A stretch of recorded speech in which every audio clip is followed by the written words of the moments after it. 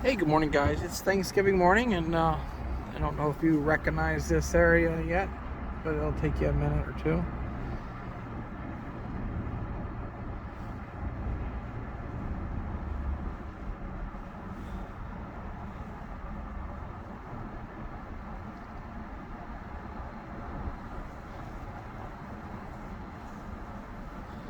Right there's where the farmhouse used to stand.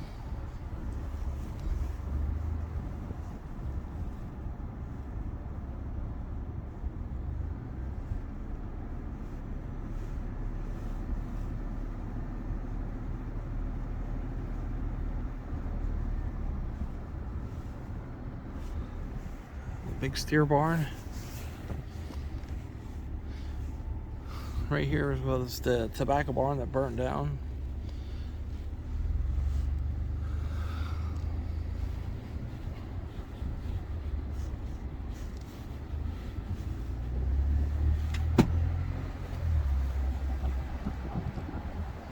A lot of good memories on this farm.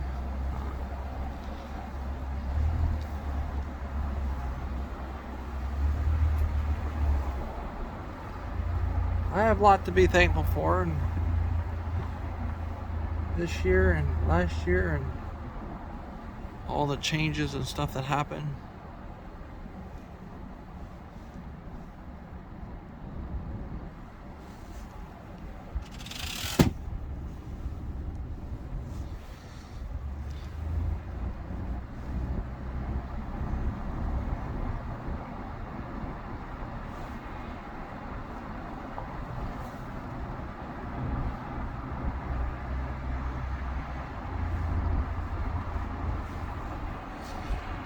Don't even look like the same place.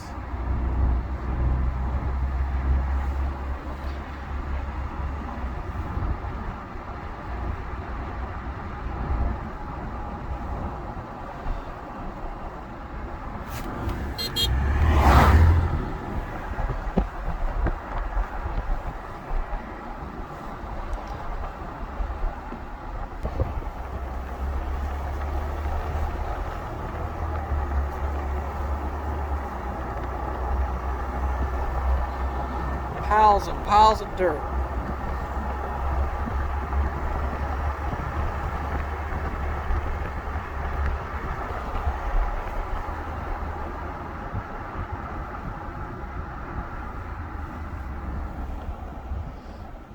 There's actually concrete out there.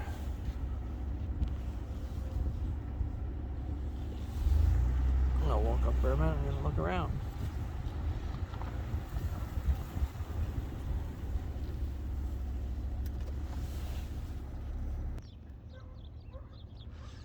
Yes, this was the Moser's farm.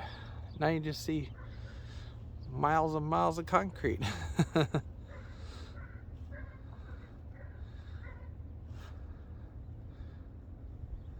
There's the silos in the background. Crazy.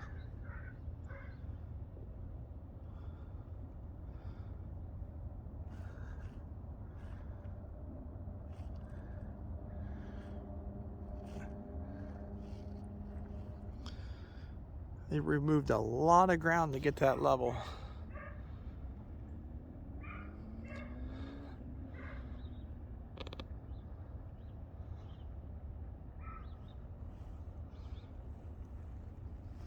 But I'm really, really blessed to be where we're at now. I mean, we had our challenges here at this farm with flooding. I spoke about the fire in the barn and a lot of other things that never came to you guys' attention, but yes, we're blessed to be where we're at.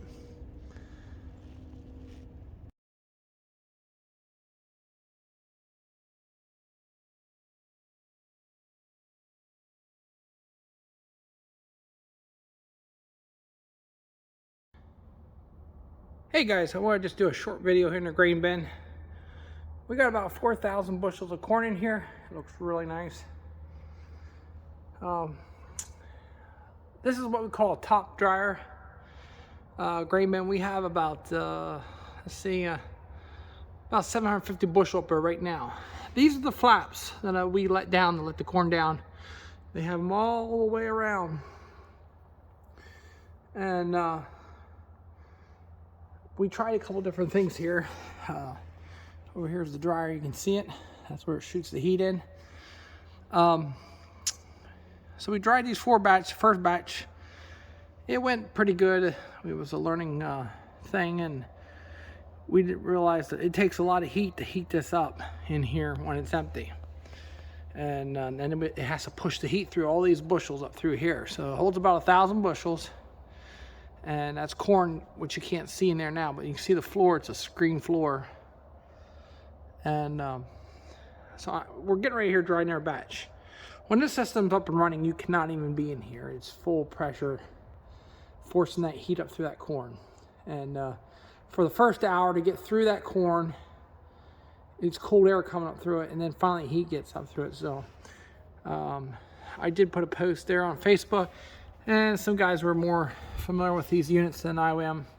They said you want to get the corn to 110 degrees, and you can drop it then, and use the bottom fan to cool it, which we'll go down here in a minute. So yeah, it's quite the learning experience. He has a stand right here, so if you have to go in here and work on the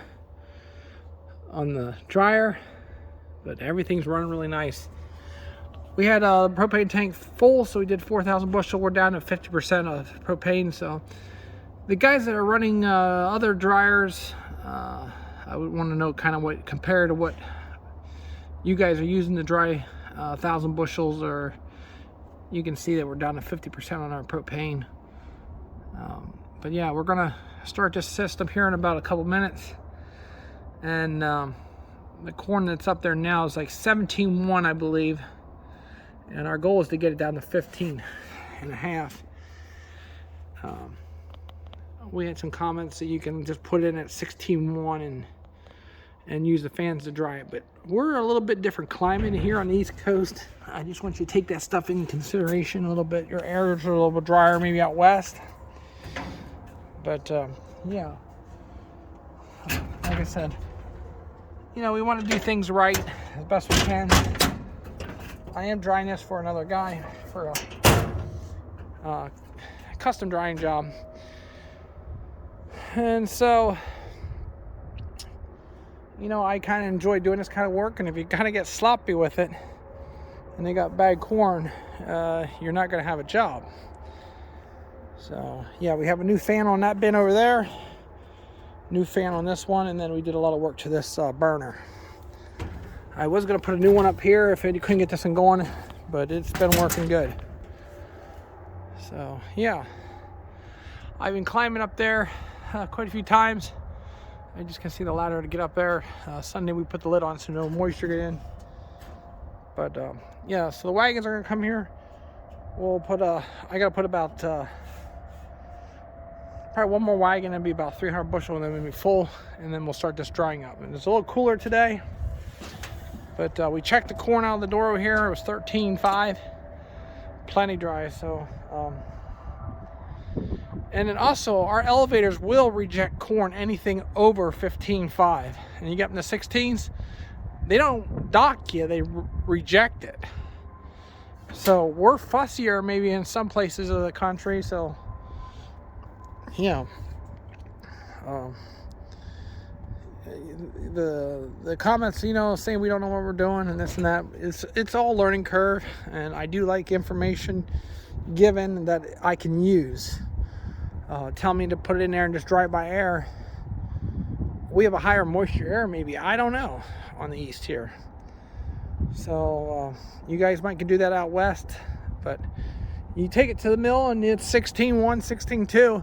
You paid all the fuel in the truck to haul it there, sit there for 4 hours to unload it, turn around and haul it home and dry it again. You tell me how that's profitable. But I don't know everything, and I guess some guys know more than I do, so that's fine. But I'm doing this as a custom job here for the local farmer. Let's do the best we can for everybody, and let's not criticize on the moistures and stuff like that. But fuel's not cheap, and I wanted to get in this business of helping other people out, and I enjoy it, And then we can transfer corn over to that bin after it's dry. So we did some turbo tilling in the fields back here in the corn stalks. Just doing some things to keep ourselves busy while we're waiting to dry corn. So they were calling for rain today, or heavy rain yesterday. Well, it got missed, and we just got a couple sprinkles. So all right, guys, well, I'll add to this, but I appreciate the comments. And if any knows about these top dryers, I don't even know the name of it here. I have a book here somewhere, but you know, you can leave a comment if you guys have a top dryer and any tricks and stuff like that. This is not set up automatically. This here is to pull a sample out of there. I believe it's electric. I don't know anything about it, but it don't work. The motor don't work in it. So I'm not gonna just fix things up. We'll just do it the whole old way and shut down and go in there and grab a sample real quick and check it. And now that we're up over the door on the bottom there, we can just open the hole up there. But setting our temperatures high and lows here, well, you can see I can't see nothing. Yeah, I could put some new stuff on there, but it's set up. The old guy that ran this farm, that owned this farm prior to me, he was really fussy. And he kept a really nice log book of all his drying on this farm. Every year, the moistures were coming in different, 24% moisture. And he'd tell you what, you need to set the timer in the book. And if it worked for him, it should work for me. So I like when people are really fussy on how they handle everything and to dry their corn, and it's easy to just walk into an operation and, you know, replace a motor or two and go right to drying corn. So yeah, it's cold, the temperature's dropping, and I'm gonna run my little guy up here for a nap and then get started drying corn.